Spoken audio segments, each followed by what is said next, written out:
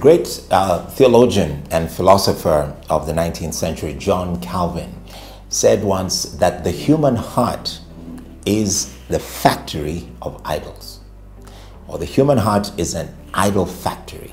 I want us to talk about that for a few moments. My name is Reverend Kwame Rubadiri. You're watching CITAM Church Online.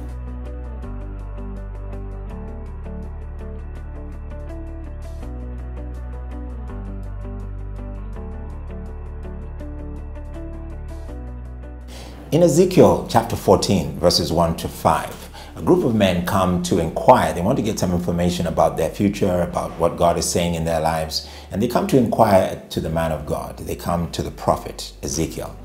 And they want to ask him to pray for them to get direction from God. And God responds by speaking through the prophet by saying, what are these guys asking me for? They have idols in their hearts. They have idols in their hearts that are more important to them than I am. So why are they even taking the time to come and ask me any question or ask me to answer any prayer? The most subtle idol of all in our lives is not our material possessions. It's not the personalities that we admire and go after. The most subtle idol of all is ourselves. When we make ourselves the center of our world by disobeying God, by disregarding His direction and His word and His counsel and His instructions, and we make ourselves the center of our own world, we become an idol to ourselves. Now, we do this to extremes. Some people do it by juicing up on their muscles and making sure their bodies look just right. They spend all kinds of money on clothing, on the right vehicle, the right place to stay, the right set of friends, because they want to be seen in the right light. We become the center of our own world. We become selfish. We become proud. And that is an indication that we have become an idol to ourselves. In our hearts, if we think ourselves better than someone else, or we think ourselves wiser than God, which is the biggest mistake of all, then we have become the center of our own world. We have become an idol to ourselves, and we are expecting everyone else around us to bow at the altar of me. We want people to appreciate us. We want people to say how good we look, how effective and how successful we are. We want people to, and we don't feel right until somebody has said something really nice about what we're wearing or what we said or what we did. We put on a good Christian face, and this is sad because this is where much idolatry occurs in church. And we do this every day, but we still behave in a way that's entitled. We believe God should answer our prayers because I attended the prayer meeting. God should answer my prayers because I finished reading the Bible studies. God should do what I tell him to do because I haven't, quote unquote, sinned by doing anything wrong before the Lord. So he should pay attention to me. We become the focus and the center of that. And sadly, God is trying to get our attention by saying to us, as he said to these men who visited Ezekiel, that I'm not going to answer your prayers because you're not really praying for my direction. You're trying to get my approval for something you've already done with another idol or with another person. And I'm not interested in being a second person.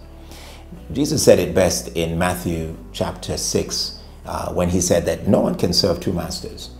You will hate one and love the other. You cannot serve God and mammon. Mammon is simply the tendency to make material things or money God instead of God himself. But we also have a tendency to make ourselves God instead of God himself. So Colossians chapter 3 verse 5 tells us to do this. Put to death, kill, whatever belongs to your earthly nature, whatever is part of your own flesh. Sexual immorality, impurity, lust, evil desires, greed, which is, Paul says, idolatry. We need to really allow God to search our hearts, not because or just because we can make things idols or we can make people idols, but more subtly and more seriously, we make ourselves idols and we begin to act in selfishness and pride and put God on the side. So my prayer today is that you'll allow the Holy Spirit to show you where you have taken the place of God in your own life, in your own estimation in dealing with other people. You have become the center of your own world, and you are an idol to yourself. If that's begun to happen, you know that you have actually gone quite far from God. You've gone a distance from God. And God says, as he told the men who came to see Ezekiel, I'm going to answer you. I'm going to answer your prayers in line with your idolatry. I'm going to let you see how far you have strayed away from me, and I'm going to see how small you are compared to all the great things that I can do for you. Somebody once said that sometimes the worst thing that God can do for you is to answer your prayer, if it's a selfish prayer, because you will find yourself paying the price for disobeying God. So I pray that you will humble yourself and allow God to take his rightful place in your life. And I pray that that will be our experience, that God controls our decisions with material, God controls our decisions with people, God controls our decisions concerning ourselves. That's how we defeat idolatry.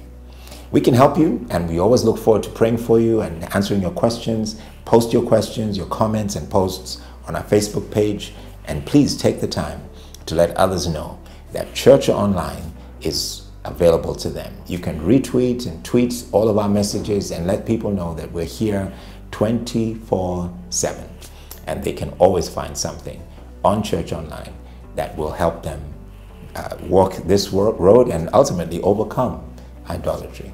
God bless you. My name is Reverend Kwame Rubadiri. I look forward to seeing you next time.